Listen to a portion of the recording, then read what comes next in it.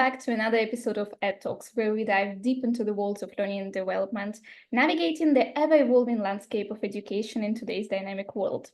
I'm your host, Inna Horvath, a learning strategist at Eli, and joining me today is Lavinia Mehedințu, who has been designing learning experiences and career development programs for the past 9 years, both in corporate world and in higher education. As a co-founder and a learning architect at Offbeat, she's applying adult learning principles so learning and people professionals can connect, collaborate, and grow.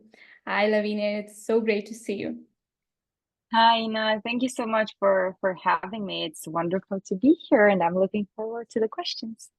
Yeah, thank you so much.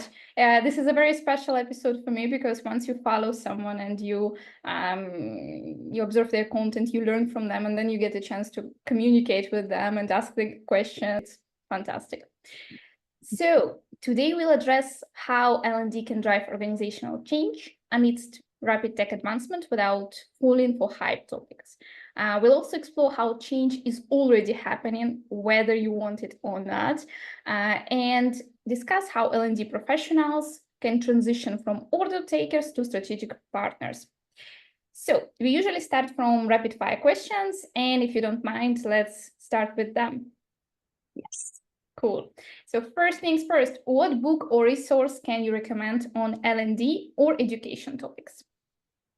I would recommend Think Again by Adam Grant. That's a great recommendation.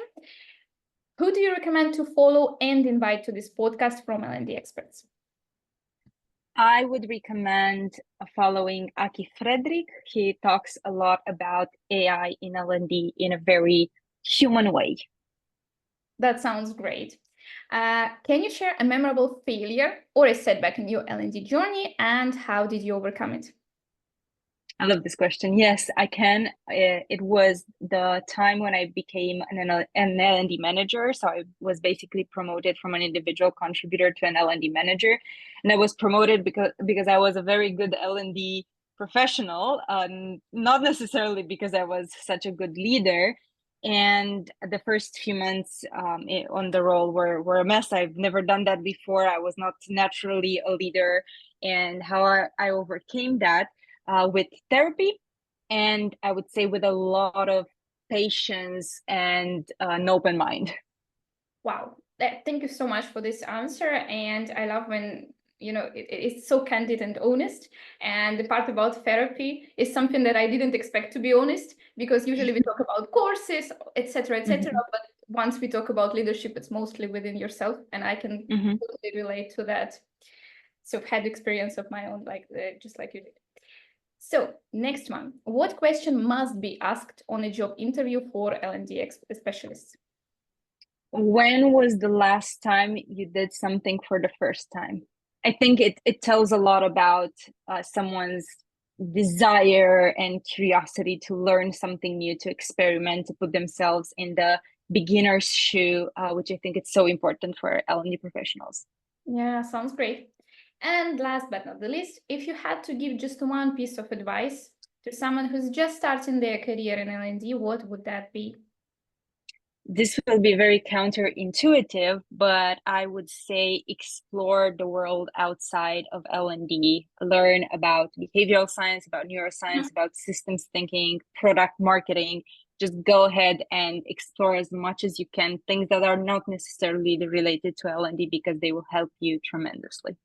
Yeah, sounds great, because it's such a deep question and such a deep answer because, well, we usually face with topics that we are not experts at, and we are supposed to teach these topics. Yeah. So that really shows a lot. Yeah, coming to the main agenda of ours, we've obviously talked previously before the recording, and I was fascinated by your view on L&D specialists as change managers. And from where I come from, organizations, they rarely see L&D as such. So plus, no one can deny the technology is changing the whole working setup right now. And we can often hear how we are being quite hard on ourselves by saying that L&D adopts technology super slow, and the slowest from all the departments. So these two obstacles, they sometimes may seem impossible to overcome. Could you please share why you're a firm believer of the fact that driving organizational change is up to L&D? Because I think organizational change has a lot to do with adopting new mindsets, adopting new behaviors, and learning new things. I think that's a main part of organizational change, together with other verticals like changing your processes, adopting new technology, and so on. And I think in L&D we could be equipped with all of these. Ideally, as an L&D professional, you learn and you're interested a lot in these topics, and you apply them in whatever you do. So you should be the expert at the table that talks about these things. And sometimes you need to even promote them, because just like, and I don't think it's just your world, because you said the world that I come in, it's not like that. I don't think it's only your world. I think it's quite general that L&D professionals don't have that seat at the table. I'm not a fan of having the seat at the table, but sometimes it's definitely useful. And I think we could have that seat at the table if we bring this very specific angle of change through behaviors, habits, even helping people facilitate these conversations. If there's something we have for sure, are these amazing facilitation skills, and we could put them to use not only in workshops but also in facilitating these conversations about change in our organization. So yeah, I think there's a lot of potential there. I haven't heard of the approach of facilitating the change within the organization. So not just going beyond the workshops. That sounds really great. Yeah. How do you put yourself on that table? Well, by being a great facilitator and by advertising that you're offering that. It is something quite new to me as well, because oftentimes, if you think about it, what I've experienced is that when it comes to these very big, heavy topics, the C-level execs or whatever VPs, they tend to hire facilitators from the outside. And it's such a missed opportunity for us, because we're there and there's so much that we can learn from these interactions as well. So I think exploring and experimenting a bit more with this facilitation skill outside of workshops, offering it even in smaller groups. At first, I would start with, facilitating team conversations, facilitating setting strategic objectives, and iterating to make sure that my facilitation practice is so good that people higher up maybe will hear about it and they will involve me, even just because of my facilitation skills. Yeah, that's a really great example. We've discussed change, right? Could you give an example? Because you mentioned once the change is already happening. How is change already happening in L&D landscape, even in conventional that are resistant to change? Because we are talking about these conventional organizations or with unflexible structures, right? So you mentioned change is happening. How? I think we are seeing the tip of the iceberg. Something that I hear so many L&Ds talk about is that people don't have time to learn, and they don't have time to engage with whatever programs we put out there. I think that's become more and more prominent after COVID. Like we saw it before as well, but after COVID, this challenge just exploded. It's everywhere. People don't have the time. So there's definitely been happening something in the market that led to this change, even if it's something about how companies are run or if it's people's personal lives as well. I think these two factors come into play a lot. So change is happening. The question is, what are we gonna do about it? How are we gonna understand this specific change? Because you asked for an example, and I came up with this one. how are we gonna understand the root cause of these challenges that people mention, and how are we gonna address them in a way that's actually gonna be efficient? I think that's something we're still lacking. Yeah, that's a really great topic. And there is another side of the conventional organization, like the other side of the coin. There are organizations that follow for each and every hype, right? How do we not fall into the trap of those? So it's either, we are still doing all our job in Word and Excel, or we are using AI for briefing, basically, So I was about to ask, are you mentioning AI now? how could I not? I think it's very interesting that you're asking this, because I do think there are some of these hypes that should be followed in a way or another, and some hypes that are just don't bring any added value. I think that's the first question to explore a lot, and ideally together with others. That's something that I always do. I find it extremely helpful together with others in asynchronous conversation in communities and so on. Is this a hype or it's not? I think that's the first question to ask. And then it's just about going back to the fundamentals. I think that's so important. Understanding what are the things that you're trying to achieve, and seeing if this hype brings any added value to your goals, and it's a lot about experimenting, but I think the length of experimentation is also important. We've seen learning styles, myth, by the way, for everyone, gamification, which is useful in certain ways in learning. So we've seen these micro learning or whatever, so many things that are hyped, overly hyped, I would say. What's the small experiment that I can run to see if this brings any added value to the goals that I have? It's always going back to what am I trying to achieve for my business.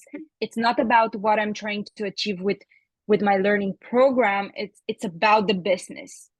It's about going back to the business goals, and if this new thing can add any value to the business goals that we have, and to the L&D goals that are connected to these business goals. So I think these two things, seeing if it's hype or not first, and then running the smallest experiment you can run, it's extremely important. Yeah, fully agree. And I would probably add that also the time saving is quite an important topic right now. Of course. You can do your job much faster, then why not, right?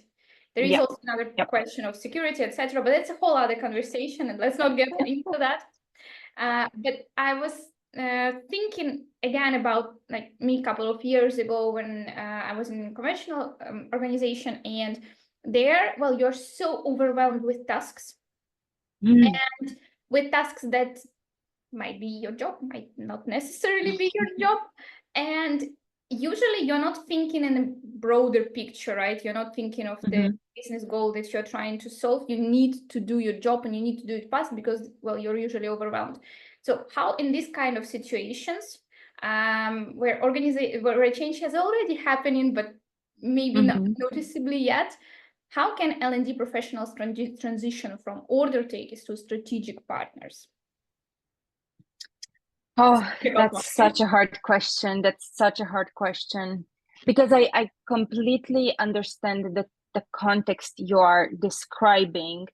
But on the other hand, I also think it's a matter of how the change is gradual. So I think you need a bit of madness to say, hey, we're going to change overnight. And I've seen these examples where, maybe a new director comes in or a new manager comes in and say, hey, we're going to scrap everything that we've done so far, and we're going to do things differently from now on. But these are edge cases.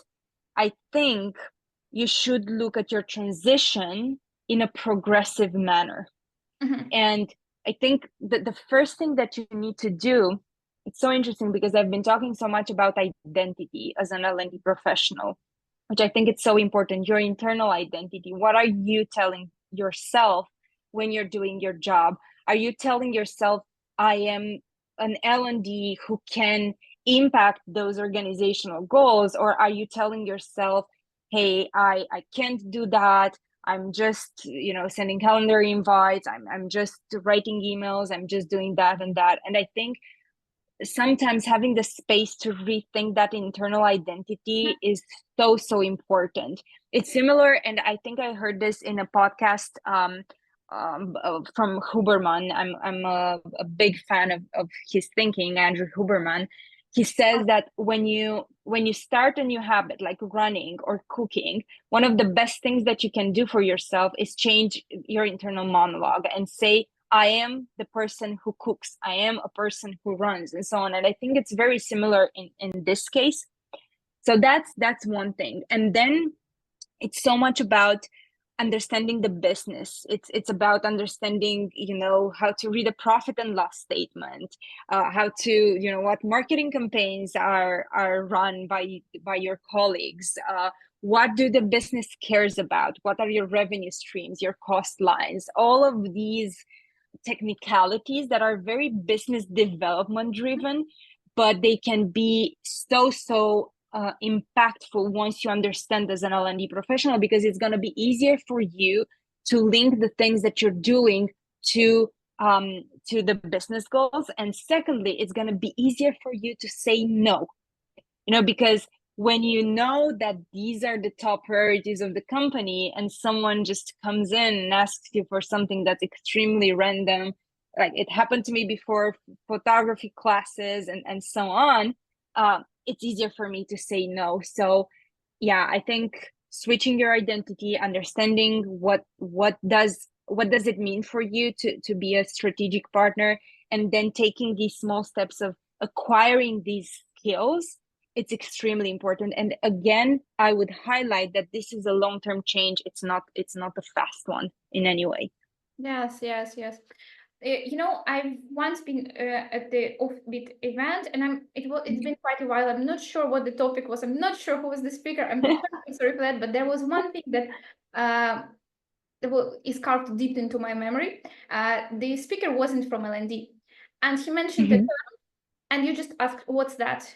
And he replied, and this is such a simple thing, but I think that coming out of maybe our own insecurities, we don't usually ask the business, like, wait, could you explain me that? And once you start in your mindset that it's okay that you're not an expert in everything, let's just learn and then it will help me, you won't know the moment when you will, when this specific term will be in great need for you, right? Yeah, I so agree with that.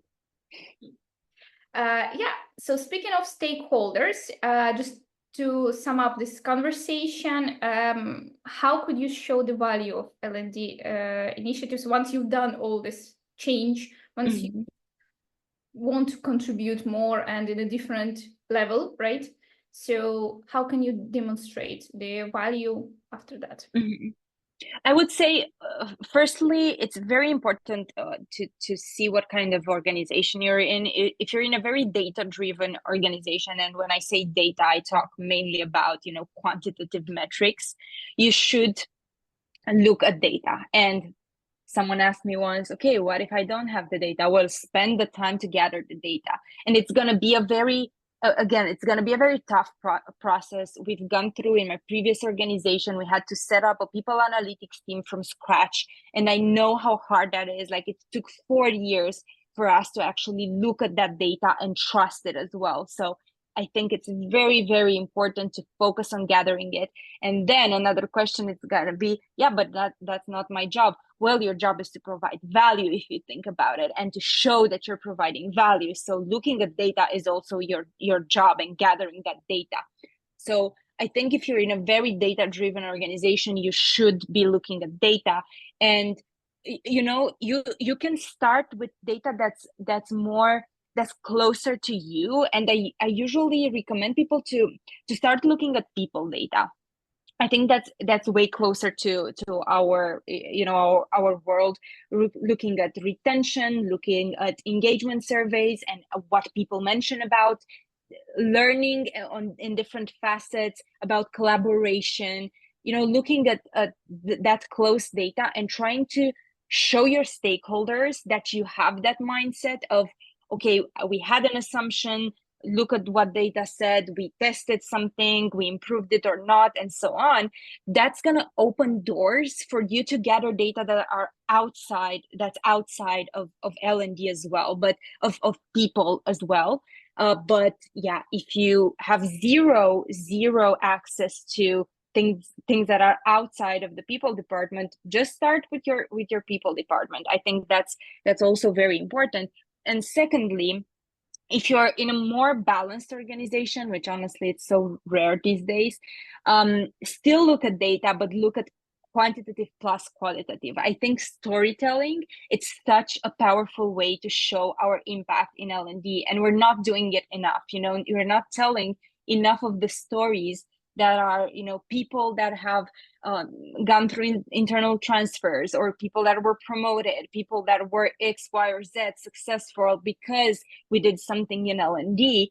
We should use storytelling to prove our impact. And that's, well, in a way, qualitative data. Yeah, sounds great. Yeah, I love the idea of pitching your success stories, because that's true. I look back at my own journey, and this is something that I forgot to do as well. So that's a really great piece of advice. Yeah. So speaking of the future of L&D, so let's speculate a little bit on the trends. We are going to touch, of course, AI. How can we not? But if talking about in general, what trends are truly worth the hype? This is, you said such an important word, which is speculate. And I think I'm also putting a bit of myself in what I think it's worth the hype. But I'll say three things. The first one, anything that has to do with learning how to learn and with power skills in general. I think those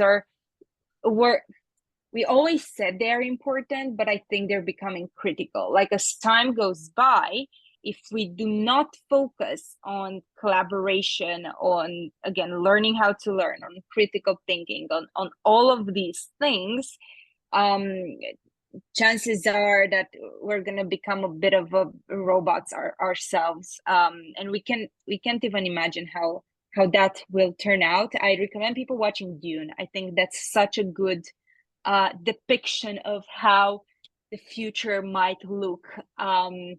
Yeah, anyhow, that's a recommendation, an extra recommendation. But learning how to learn and power skills, I think they're not just hype, they're by default extremely important.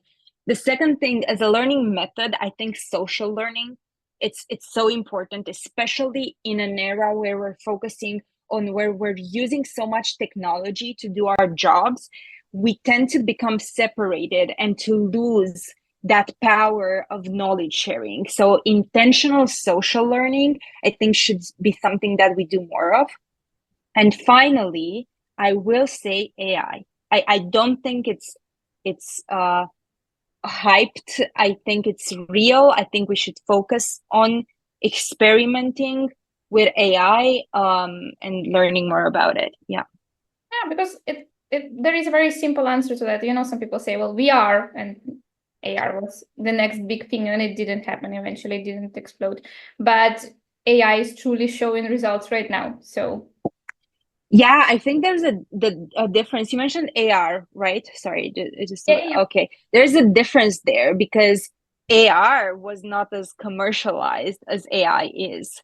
AI is commercialized. You can use it. I can use it. If I was not employed, if I can use whatever tools that are available. It wasn't the same case with AR. So I think there are some nuanced differences between these technologies. The metaverse as well, everybody feel like, oh, it was hyped for its time. I think it was ahead of its time.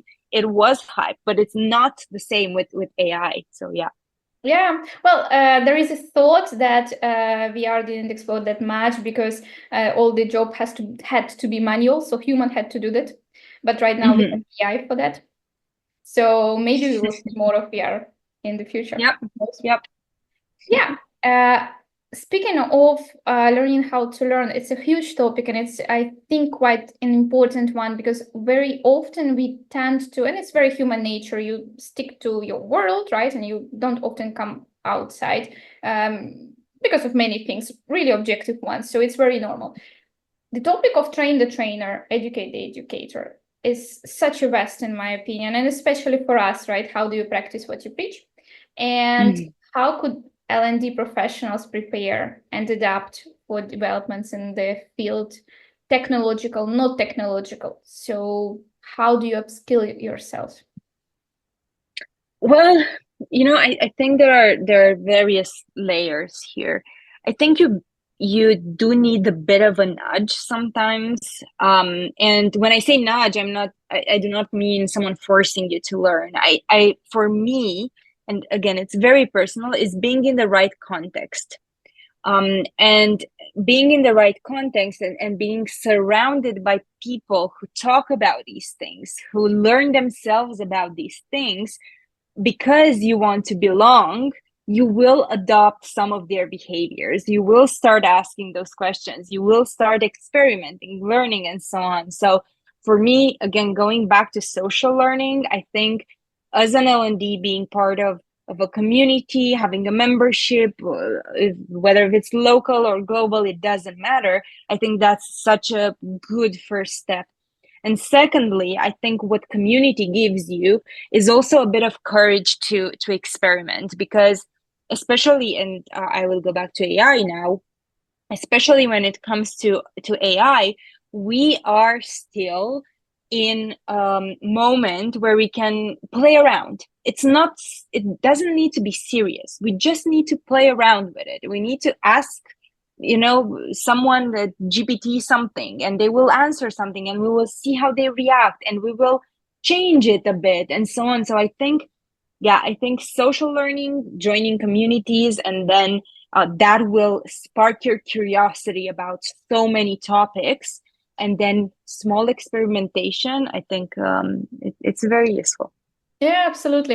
I was having a conversation with Rita Azevedo, and she had an advice that I loved. I asked her how to upskill ourselves, similar question, but specifically in AI. And her reply was, well, I would ask AI. I would just write in ChatGPT, what do I do now? And that's such a simple but yet genius answer. And we have all the tools at hand, just need to take it, right? Yeah. I'm a big Rita fan, so yeah, likewise. So a bit of a dramatic question. Have L&D professionals already missed opportunities to upskill? Are we already too much behind? No, I don't think so. I think we have a lot to catch up, but I don't think so. It's never too late. As long as you have the curiosity for it and the love for the act of learning itself, to be honest. It doesn't have to be anything else. If you, as a human being, like to learn, I think we will catch up. It's not an easy journey. I have to say, it's hard. It's gonna be challenging, frustrating, but that's what learning actually is. If you think about it, most of it, it's hard. So no, I don't think so. We just need to sometimes be a bit more curious. And I have to say, it's not just us. It's also about the environments we're in that don't nurture this curiosity. So I wouldn't blame us altogether. Yes. If you go on LinkedIn, there would be so many very catchy titles like L&D is the slowest to adopt any technology. And it somehow, it was written behind my... So say it was like a program that I repeated to my CTO, and we were having a conversation, and he said, well, there is a Ukrainian saying that you go to the grave ahead of your parents. So truth is that any departments, if we look at the different organizations, especially global ones, like take logistics or sales, they are also slow to adopt technology. It's normal. We all develop at our own pace, and there is no need to blame L&D professionals for being too slow, or anything like that. Because to tell you the truth, you could see that on LinkedIn. I don't know if you feel the same way. I do feel that there's a lot of stigma, which I don't think helps actually. I'm also a bit edgy when it comes to how I talk about the future of L&D, so I can take part of my blame for that. But I think there's a balance that we need to achieve between being truthful about where L&D can go and also being kind and creating that safe space for us to actually learn. Because saying that AI will take our jobs tomorrow, for example, I hate that because it scares people, and I don't think it's leading to an environment that feels safe for learning. So yeah, I think there's a balance there somehow. Absolutely, but I'm sure with Offbeat you're doing a great job on keeping that. Trying. So, sure. So speaking of AI, do you think that in the future, potentially, we are to take the role of those who preach AI and teach people how to use that? Because, well, our job is kind of to teach. So why not to teach AI in, let's say, 5-10 years? I think it's already happening. I think one of the things that, maybe we're not involved at the table where the AI adoption is happening, but I think more and more we're brought in as, okay, we need to upskill people on AI. I think that's already happening. It's not in the future. It's already here. I'm not sure if we're ever gonna be like preachers. I'm trying to be realistic here. We're people, we're not technology people. So I think in time we will also see the value, and we will talk more about it, and we will help our colleagues in upskilling. But yeah, at the end of the day, we're still people. It's gonna be there in our DNA no matter what.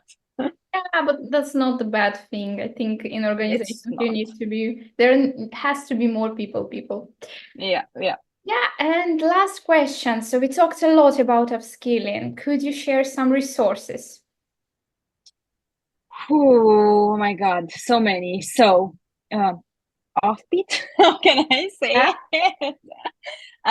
So yeah, we have lots of free resources, and our paid services as well. We're dedicated to L&D professionals, so our services are especially for L&D professionals.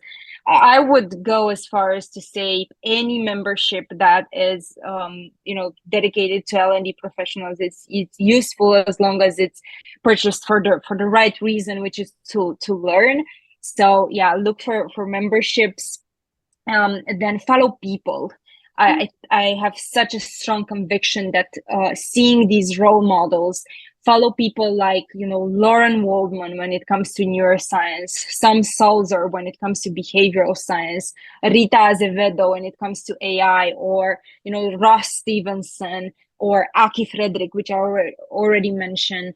What are so many other people when it comes to facilitation and so on. So follow people on LinkedIn. I know it's not the prettiest of environments. I'm totally aware, but there's so much you can learn if you follow these people that create these safe spaces. So yeah, memberships, communities, and people are top of mind for me. Yeah, that's a really fantastic choice. And these are the people who don't create this buzz, what we just mentioned, that L&D is the slowest, AI is going to take our jobs. So yeah, these are truly someone you can trust. Thanks a lot again, Lavinia, for sharing your point of view on the future of L&D. I'm sure that our listeners found it insightful and are ready to get even more equipped to embrace the future. So that's a wrap for today's episode of Ed Talks. We explored how L&D can drive organizational change, even in transitional settings, and discussed transitioning from order takers to strategic partners. Thank you for tuning in. If you enjoyed this episode, please subscribe, leave a review, and share it. Follow Eli.io on LinkedIn for more insights. Until the next time.